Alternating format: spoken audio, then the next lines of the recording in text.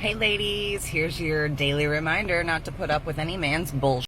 To 100% always put yourself first and do you, because men will say and do anything to get what they want. So make sure you always get what you want first.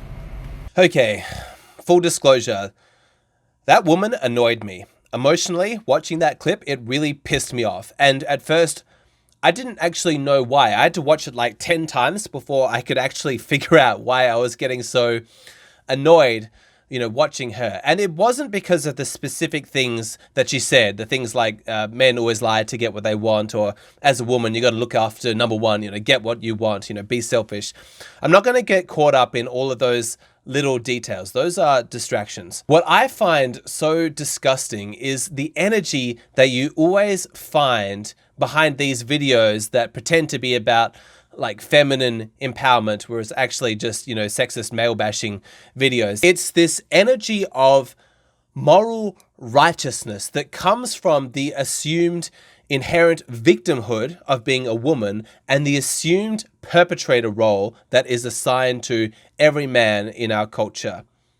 That's what I realize is the fundamental difference between how I see the world and the current mainstream narrative zeitgeist. At a foundational level, the paradigm that our modern culture seems to be built upon is that inherently women are victims and men are perpetrators. Women are innocent, men are guilty. Femininity is virtuous, masculinity is toxic. That is our original sin as men. We are inherently wrong. Women are good, men are bad. That's what I disagree with. I mean, we can talk about all the problematic behaviors and beliefs that flow downstream from this original first assumption, like making fun of men's sexuality, devaluing male emotions, not believing male victims of abuse. But all of that flows from that first assumption. That's where it begins. This idea that women are inherently victims and men are inherently perpetrators. I'm reminded of that JFK quote, the one that you are probably familiar with. The great enemy of truth is very often not the lie, deliberate, contrived, and dishonest, but the myth. Persistent, persuasive, and unrealistic. Too often we hold fast to the cliches of our forebears. We subject all facts to a prefabricated set of interpretations. We enjoy the comfort of opinion without the discomfort of thought. I mean, that quote is so relevant in today's society, and it's powerful, right? It's not the lie, but the myth. Those things that I mentioned about shaming male emotions, sexuality, or always believing women are the innocent parties if there's ever like a domestic incident or abuse in a relationship. Those are lies, but they're not nearly as powerful as the myth. This unchallenged assumption that's widespread across our culture that women are better than men, that their lives are inherently more valuable. It is such a damning indictment of our culture that this channel and my views are outside of the mainstream, that my opinions would be considered fringe. I mean, it's weird because I'm not some male supremacist. Most of you guys watching this, you're not male supremacists. You understand the notion that men are inherently superior to women is moronic. It's sexist. I mean, there are plenty of awful, disgraceful men out there in the world. But because I don't exist in that paradigm that by default women are victims and men are perpetrators, because I disagree with that fundamental assumption, because I believe that men and women are moral equals, because I view male life as equally valuable to female life, because I believe that male emotions are just as valuable and as important as female emotions, because I believe in equality, like actual equality. In this culture, that is enough to put me outside of the mainstream. I mean, that is messed up. How far have we drifted from common sense and reality? That clip that we watched at the beginning of this video, it bothered me, but for most people, I think that they would scroll past that and they wouldn't bat an eyelid, A woman saying, oh, men do and say whatever they want, so as a woman, you got to put yourself first and get what you want. They wouldn't challenge that because they've never questioned that underlying paradigm that has given birth to videos like this, to beliefs like that. They've never questioned that assumption that by default, women are good and men are bad. They see that clip and they think that it's like a positive thing, right? Like, this is female empowerment. Finally, the underprivileged gender is standing up for herself. It's time for the historically marginalized gender to get what it wants for once. Go women, girl power, yeah. I mean, you have to wonder what kind of a reception clips on social media would get if they had a man making those claims. You know, women are all liars, so as a man, go out there and get what you want. Put your needs first. I wonder how people would receive that kind of content. When you're discussing this stuff with women, I'm going to encourage you to not get caught up in the small little details, because that's mostly a distraction. Instead, I'm going to encourage you to zoom out. Don't focus on the lies, focus on the myth. Try and make the conversations that you have with women about these topics, make them about the foundational principles of her beliefs. So, as an example, you can ask women these kinds of questions. Do you think that female life is inherently more valuable than male life?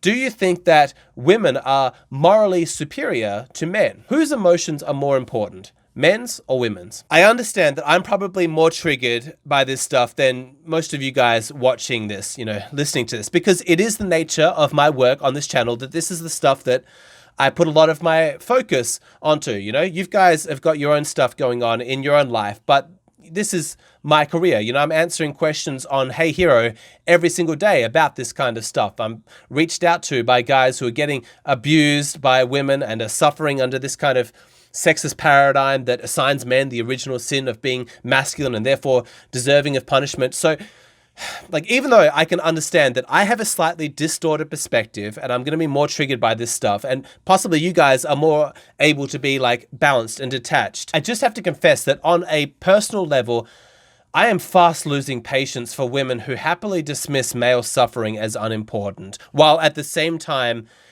reveling in the privileges that their victim status gives them. Now, I can appreciate that they have their own cultural brainwashing to overcome. That's their own struggle that they're going to have to come through. Women are victims of this myth as well. I get that, but my patience for this sexism is really wearing thin. I'm telling you, when a woman complains about how hard life has been for her as a female, but then in the same breath, she has no interest in listening to the unique struggles of being a man, I just don't want to talk to her. If she's fine with men doing all the dangerous jobs in society and she's in favor of conscripting boys for the army in order to keep her safe, and she has no interest in acknowledging that there's any female privilege at all, then really, what is there to gain in conversing with her? And in particular, if a woman complains endlessly about dating struggles and relationship issues, she's always talking about how awful men are, but at the same time, she completely dismisses all the issues men are facing as unimportant,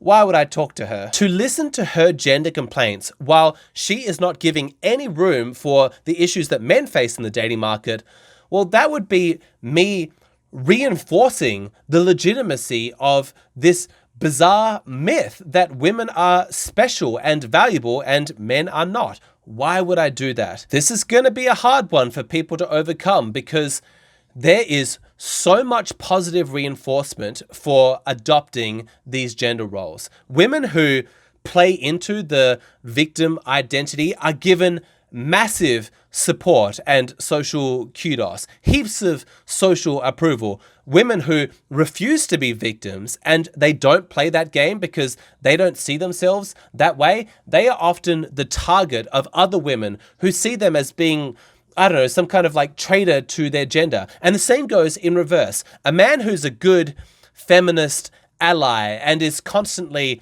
denigrating his own masculinity, talking about how awful men are, sacrificing himself for the comfort of women. He's held up as the ideal man. Women love him. Just yesterday, I read a letter to the editor in my local paper from this man talking about the fact that we have domestic violence shelters for women and how it makes him ashamed of being a man, while at the same time, of course, telling everybody that he personally has never laid a finger on his wife. And to me, that's just the most odious kind of virtue signaling. It's so transparently desperate for approval from women, to pat him on the head and tell him that he's a good boy and that he's, accepted by women. So there's a lot of social rewards for men who play that game, but a man who lives for his own sake, who feels no guilt about his masculinity, who takes responsibility for his individual self, his own life, but not for his entire gender, we shame him. We socially ostracize him for the unforgivable sin of refusing to go along with the myth that as a man, he is automatically a perpetrator. One of the things that I want to do on this channel is I want to perform a psychological surgery on my audience. I want to reach into your mind and extract all of the guilt that you feel about being a man. Now, if you feel guilty because like you're a dickhead and you treat women badly, I'm going to leave that guilt in because you should feel awful about that stuff. But it is time to reject this whole paradigm that says that by default, women are victims and men are perpetrators. Men and women are both equally capable of being good and being awful. I promise you, neither gender has a monopoly on toxic behavior. It is so sad to me that a genuine view of equality is viewed in this culture as being radical and some kind of fringe belief. But I'm here to tell you from my perspective, if that's what you believe, there is nothing wrong with you.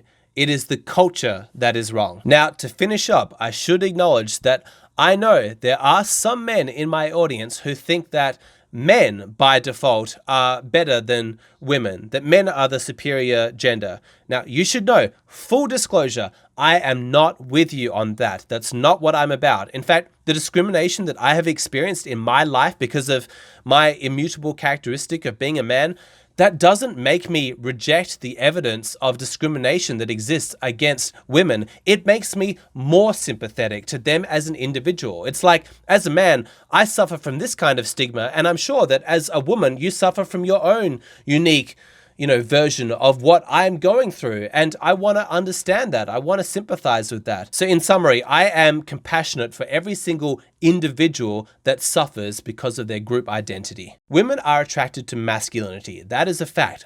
But there are certain traits of masculinity that are more appreciated by women than other masculine traits. And there are also some traits that are more recognizable than others. Some masculine traits are going to be really important at the beginning of a relationship, and some are going to get more important as the relationship goes on. If you want to find out what these traits are, what I'm talking about, I'm telling you, you got to go and see my latest Patreon video. It's the topic that I cover. I think that the video is absolutely fantastic. But for just $5 a month, you get access to that video plus every other video I've ever released. I release 2 new Patreon exclusive videos every single week. The content's always flowing. We have a great community over there, great discussions. It's a great way to support the creator. I really hope to see you over there.